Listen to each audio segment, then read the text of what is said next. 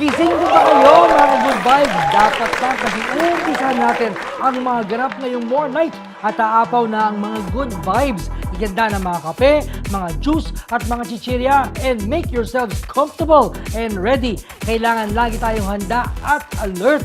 Itaas ang energy level ng mga kagaya ko, kagaya mo, at kagaya nating lahat na merong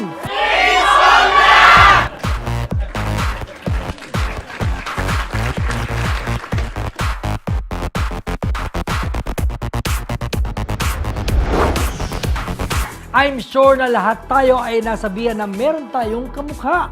Di naiiba dito ang ating mga celebrities na meron mga super na ka-look-alike. You will definitely have a double take sa ating mga top 10 list sa mga celebrity look-alikes. Ito na ang ating Yap Dates Double Vision Edition.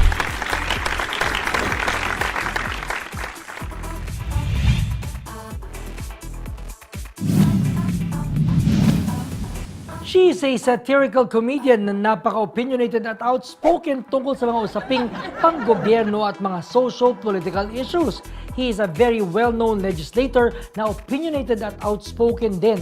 Ang ating first lookalike pair ay si Juana Change at si Senator Franklin Drilon. Parang ayoko na mag-commit, Sir Tim. Aba, may takot ka rin pala, Rosa. Slight lang. Pareho silang heartthrobs at sports enthusiasts at pareho silang naging every girl's ultimate fantasy boyfie. Parehong moreno, matangkad at athletic, pati ang nunal nila sa mukha halos nasa parehong lugar. Derek Ramsey and Richard Gomez look really alike. Ang dalawang absolute personification ng tall, dark, and handsome. Para lang pala si Bentong yan. Pwede siyang maging triplet nila. Rosa, sabi ko tall, dark, and handsome, hindi yung sa dark lang handsome. Ang susunod na lookalike pair natin ay siguradong may something in common. Aside from pareho silang nasa showbiz, pareho din silang naging controversial. Pero may slight na pagkakaiba na lang dahil she has always been a lady and he, well, his old persona has supposedly passed away. Marami nagsasabi na magkamukha daw ang dating mag-asawa na sina Carmina Villarroel at si Bibi Gandang Hari. Kayo na lang ang humusga. Pareho na silang kinikilalang institusyon sa entertainment industry. Ang isa ay award-winning composer at musician at ang isa naman ay award-winning character actress na may halos 100 na TV shows at pelikula na lang nasalihan. Pareho din silang mahaba ang buhok, although ang ating musikero leads a more controversial life than our actress. Lookalike pair number 3 is award-winning musician Ka Freddy Aguilar and premier character actress Caridad Sanchez. They both have the eyes, the lips, and the very smoky, smoldering look. Maaari mong sabihin na para sila pinagbiyak na buko kahit na magkalayo sila ng edad. One is a devoted mother to 6 kids and wife to Brad Pitt, and the other is a kapuso talent who has a new soap. Pwedeng separate at birth sina Max Collins at si Angelina Jolie. She is a parenting advocate, a sports enthusiast, and a well-respected host with a quirky talk show with Camille Prats on GMA News TV. He is a comedian na mas nakilala sa kanyang mga slapstick routines at pag-host ng reality show na Day Off. Magkamukha daw ang hugis na mukha nila, lalo na pag sila ay nakasmile. Pareho kasi silang very positive people at masayahin, kaya siguro nagiging magkamukha na sila. Our lookalike pair number 6, Pekto and Suzy Entrata. Pareho silang child stars at sigurado akong walang batang di nakakakilala sa kanila. Pareho silang bibo, magalang, makulit at may bangs. Ang pagkakaiba lang ng ating lookalike ay one is an animated character at ang isa naman ay si Aling Maliit. Eto na, si Dora the Explorer at Riza May Dizon. Yap Next, practically a newlywed at bagong lipat din ng home network. She also holds her own as an actress and as a host. We will be in bed with Villania Arellano at pag-uusapan natin ang kanyang buhay ngayon as a newly wedded wife and more. Maya-maya lang yan. Makisaw-saw sa usapan at itag nyo kami gamit ang hashtag #TheTimYapShow Season 6 at itag tayo sa Twitter at Instagram at @OfficialTimYap.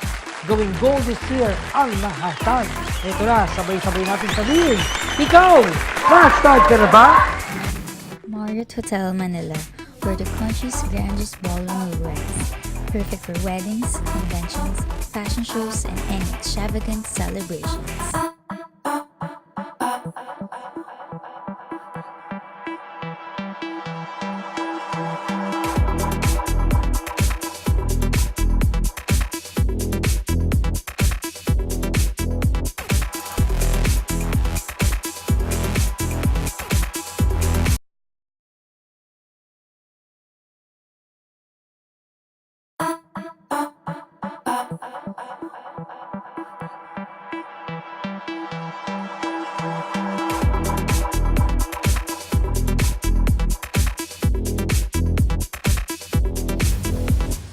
Welcome back to the Tim Yap Show. Our guest for tonight proves that you can have it all. You can have a super amazing career and a super amazing married life too.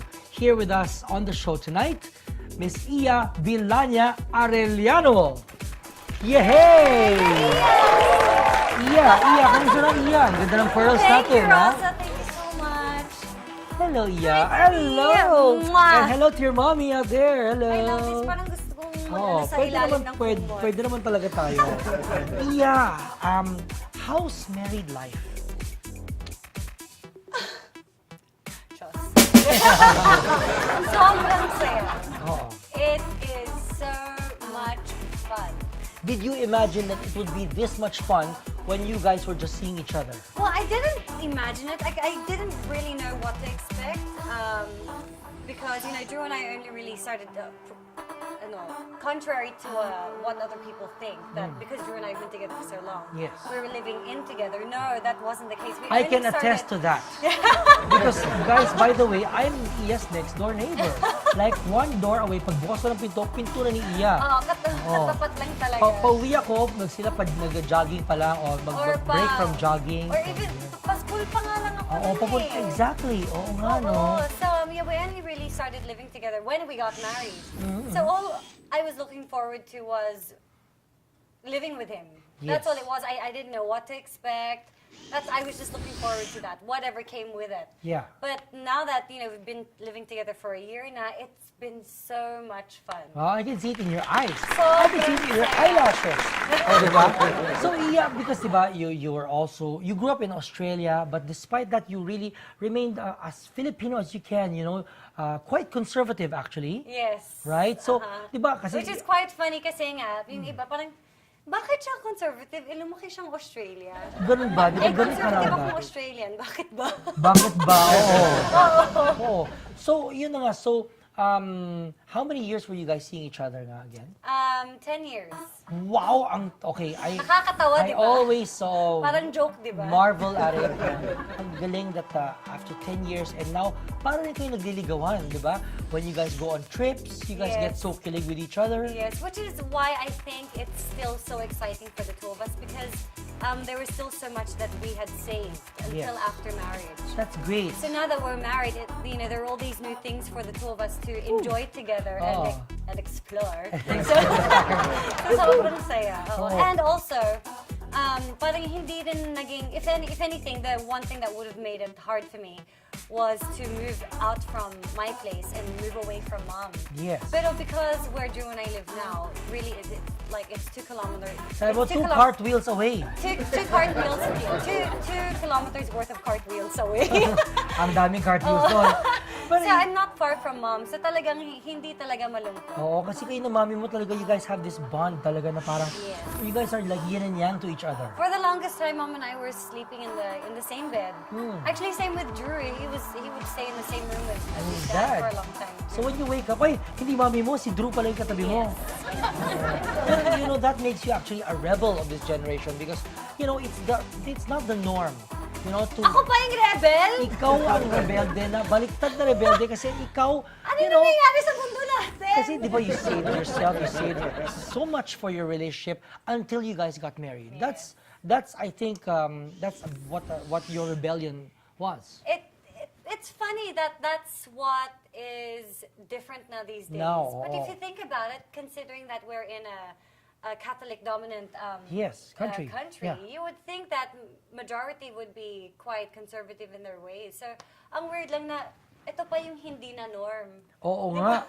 Baliktad na ngayon ang mundo talaga kasi. Ano nangyayari sa mundo diba? natin? Pero, Nakakatakot tuloy na magka-baby. Nakakatakot magkaroon ng anak. bakit? Kailan ka ba magkakaanak?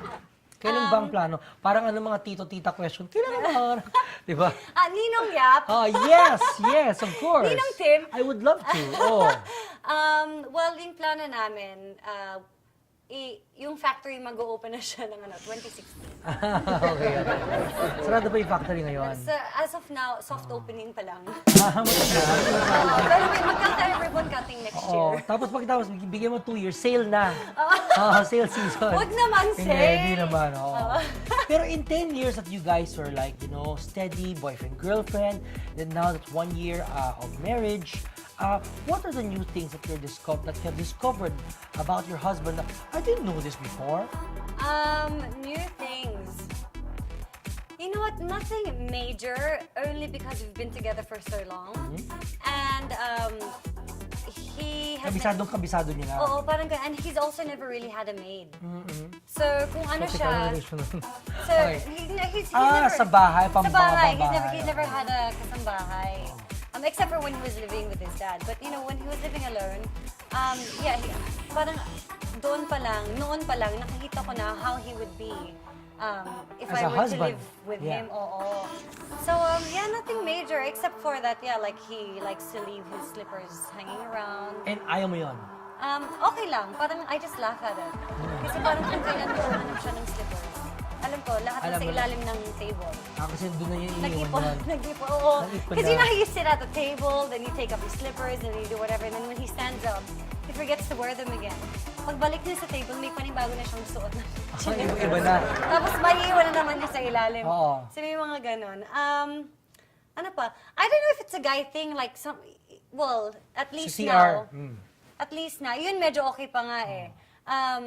For a time, he would leave the cabinets open, and I don't know why. Parang hindi ko alam kung does he want me to walk into the cabinet door or why? Oo. So I would tell him, and Drew and I have always been very Open.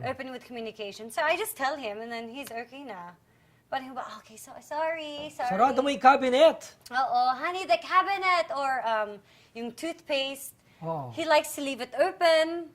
Parang just, if-flick mo lang naman yun para isa na, babalik, diba? oo. Ganon. So just little things like that. Parang just things I find quite funny. Oh, but that's part of you guys in a relationship. What are the things naman that he learned about you that he only learned now after you guys got married? Na mas maganda ka pa pala.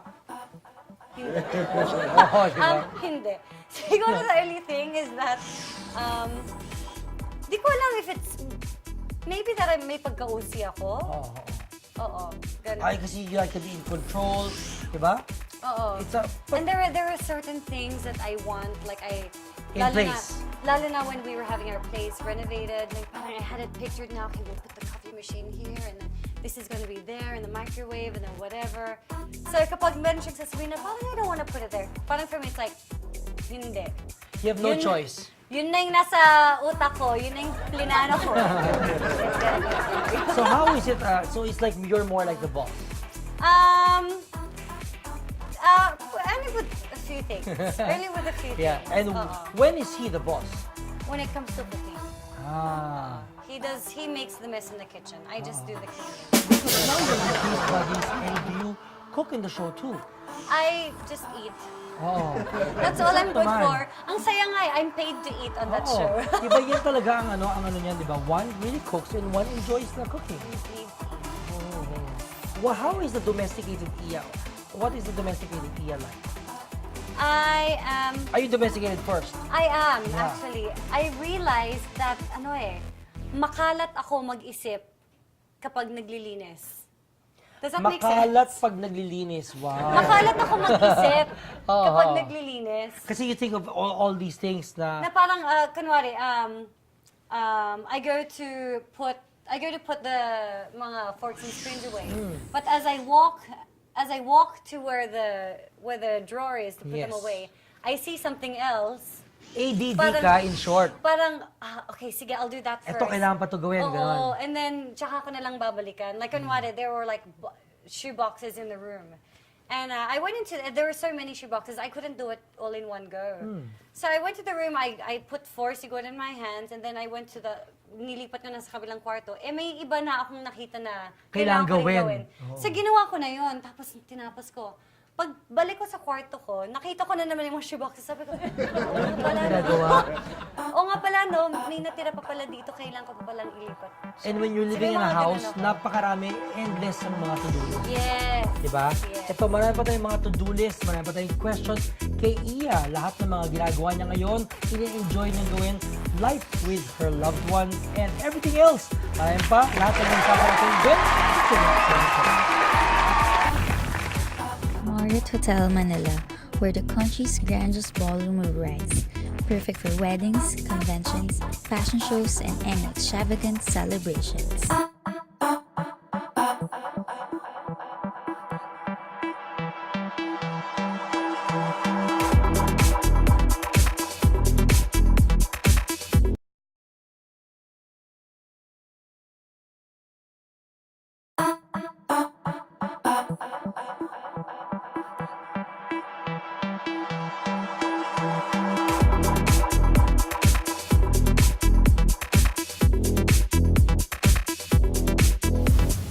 And that she is competitive even in their relationship and now in fitness and in life.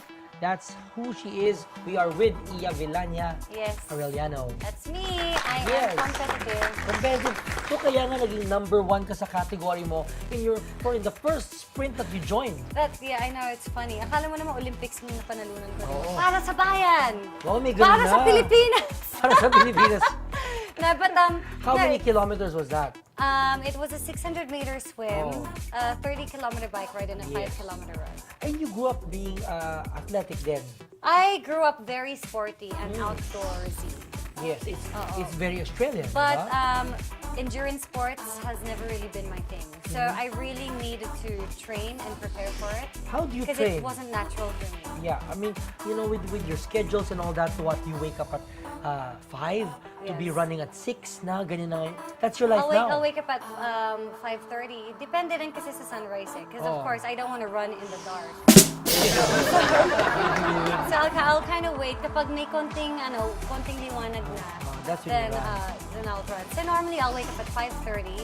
Kasi syempre, I'm kind of like rolling around in bed pa, check ko pa yung phone ko. So I'll probably waste like 15 minutes. And then I get up, and then by the time I'm ready to run, okay na. Do you guys train together, you and Drew? It depends on our training programs because we have different training programs. So if he can afford to have a recovery, a slow and a recovery run, then sasabay siya sa akin. Pero hindi ko kaya sumabay sa kanya. Kasi ibang level si Drew Ibang level mag-ensayo. siya eh. Oo. And as competitive as I may be, inaccept ko naman na Pagdating sa triathlon, Hindi ko pa kaya. sige ikaw na Drew. Ganyan, oo. Yeah, your transfer also from one network to another, it was highly anticipated, you know. A lot of times I knew that it was gonna happen already and then hindi nangyari. So, what made paano na nangyari ngayon? You know what? I actually don't know because there was probably 5 years ago. Oh, yes. It was supposed to happen, and Yeah. I was so sure it was going to happen, and then it didn't. So this time, I really just kept it to myself because I was afraid that would happen again. That if by the time I say goodbye to everyone, biglang hindi na naman Kasi matutuloy. nagbababay ka na. Oo, ganon. goodbye na ako sa mga Oo. friends ko dun eh. Oo, Si Nikki oo. nga, nagsulat na nga siya ng love letter para sa akin eh. Oh, Tito Gary na-ready came na to my siya. dressing room and then I started crying. So I had already accepted that I was Yes, leaving. yes. And it's something that you prepare yourself mentally. Diba? And emotionally. That was something that I had prepared myself for. So this time, I was scared to go through that again. So it's parang I was like, okay, so if it happens, It then happens. it happens. So the only way I'll find out is, the only way we can be sure about it is when I sign that contract. Yes. Eh, syempre, when I signed the contract, simultaneous na yun, biglang na-tweet na lahat-lahat. So talagang parang gulatan. But, Mabilis na pangyayari, ganon. oo, that's how it seemed. But, Tapos the Sunday, nandun ka sa Sunday All-Stars. Oo. Ganun na bigla. Kanta ka na, ganon. yeah, Oh. so I don't know. I guess it was just very timely then. Yes. So, what did that teach you? I mean, detachment, ano yung lesson na natutunan mo from that, transfer here and there? What I learned, actually, not so much something that I learned, but something that I was excited about. It was the change. Yes, yes. Just having a new environment, making new friends, seeing new faces, meeting new people. That's what I was looking forward to. Yes. And what else do you expect from this transformation, this transfer? I mean, what do you aspire for? I mean, in your career, you've VJ'd, you've did all these numbers, all these What do I challenges for your expect? career. What do you want pa ba to do? You know, what I've learned about this industry is not to expect. So I'm really just going with the flow. I'm just riding the wave. Whatever comes my way will come my way, and I will make the most out of whatever opportunity is given. Outside career, Iya, I mean, what is a normal day like for you? A normal day for me is I'll wake up at around 5:30 or 6. I'll do either a run, a bike, and then depending on how much time I have in the morning, I'll also go to core. Wow! Dalawang workout in a day. Dalawang workout in a day. Yan ang tawag sa'yo. Addict lang. Oo. And then, because I wake up early, because I start my day early, come 9 a.m. when the rest of the world is waking up, then I'm all set for work. Yeah.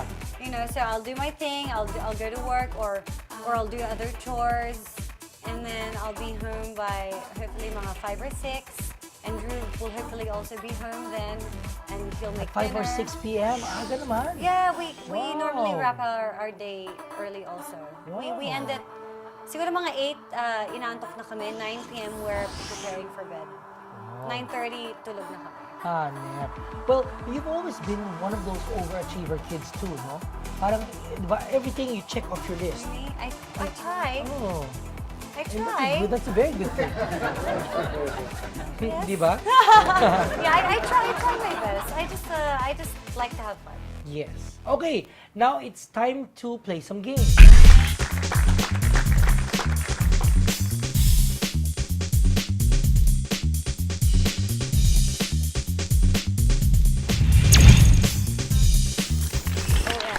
Okay, 3, 2, 1, enumerate for 3 specific romantic dates. Hindi kasi kami romantic eh. Hindi romantic? Ano kayo? No, we're para kaming comedy couple. But memorable dates na Of lang. course, maybe your wedding. Of course, it would be that. Our very first out-of-town trip together, which was in Boracay. Wala pa kaming 24 hours sa Boracay. Wow. Tapos That was I'm our sure may very- show pa kayo nun. That was our very first trip as a couple. Yes. And What happened there? and our trip to Batanes, I think. Wow. Oh no, siguro dapat isama ko rin nung nag-propose siya sa akin. Oh, mamaya pa yan. Hindi ko Pwede mo sinama. mamaya yun eh. Ah. Hindi ko sinama. But yeah. Sama mo yun. Oh. Okay, 2 sweetest things that Drew did for you. 2 sweetest things. Oh my goodness. I'm quite easy to please. So even when he makes me breakfast or when he makes me Ano na, sweet na Oo, nun. sweet na yun for me. Or even when he leaves notes for me, sweet na yun for me. Wow. And his silly, non-rhyming poems, sweetness, kahit nakakatawa Oo. at kahit pilit, sobra akong nakikita. Hindi nag-rhyme, pero wala. Hindi wala, nagra-rhyme. pero may meaning. Yan At ang saka, or importante. minsan magra-rhyme siya, pero sobrang, yung pilit. Oh, wala sa ano. Yung meron siyang ito talagang hindi ko makakalimutan. Oh. Roses are red, lithiums are yellow. Today, let's forget about low GI, complex carbs, and healthy food. And together, let's gain a kilo. Tama. May point ka dyan, ha? Wala nga siyang ano. Diba? Oo. Nakakatawa, diba? In other words, kumain tayo ng kumain. Diba? I think that was his poem for me nung birthday ko. Gusto lang niya kumain. Gutom lang siya talaga nun. Oo, diba? Okay, one promise that Drew made to you that you'll never forget. That he'll be my personal chef. Tapos, Nasa vows namin yun eh. ano ba mga tinabi sa'yo aside from being the personal chef? That he will let me become he will let me be the successful girl I was destined to be. Wow! Hindi. May mga ganun siya. Oo, meron siya. Ano naman ang promise mo sa kanya? That I will take care of myself for him. That, ano pa mga promise ko? Actually, promise ko pala sa kanya that I will consider him in my career choices. No matter how big a dream. Kasi for the longest time, parang, because Drew is not controlling kasi. Even though there have been times na I wish he would decide for me, hindi talaga. Yung parang, for him, it's like, okay, you do what you want. And whatever consequences come with it, then, you know, then take it. But, yeah, so, for the longest time, ako talagang nagde-decide para sa sarili ko. And so, or I would just make my decisions according to what was important to me. Yes. And so, of course, now that we're married, of course, You have to he consider is a your husband, priority. yeah. He is a priority. So Yes. now I will forever consider him in my career choices, no matter how big a dream it may be. Yeah. What is your dream, Baba, now? What is my dream? You know, I still dream to be a performer, to travel the world and perform. Yes. You were born for that. I still dream to have my own business, clothing, or something that'll have to do with fitness. Yes. And I dream to have a family, to be a good mom. Wow. And may all those dreams come true. Thank you so much, Iya, for coming here. We have some Vita Coco for you too. It's perfect replenishment for after thank your you, workouts. Rosa. O, diba? Perfect. Ayun na yung anak, bago nyo maging anak. I love it. Iya, please invite them to watch your show. Yes, do please tune in to Taste Buddies every Saturday at 8:45 p.m. Sunday All Stars every Sunday at 2 p.m. And don't forget Biyahe ni Drew. Plug ko na rin. Ang Biyahe ni course. Drew at AHA. And Drew, please come here and guest in our show too. Ay, Right? baka tulog siya dito habang tayo nagkukwentuhan. Tama. Thank you so much to Marriott Hotel for being our home for tonight. And again, thank you so much for teaching us to dream new dreams. You know, it's what this year is all about. Yes. Right? One must not stop dreaming. Yan ang nakaka-good vibes. Lagi ko sinasabi, dapat laging good vibes para laging good night. Kasama si Iya Villania, Arellano. You are watching Woohoo! Bye-bye! Good night! Good night. Sweet dreams!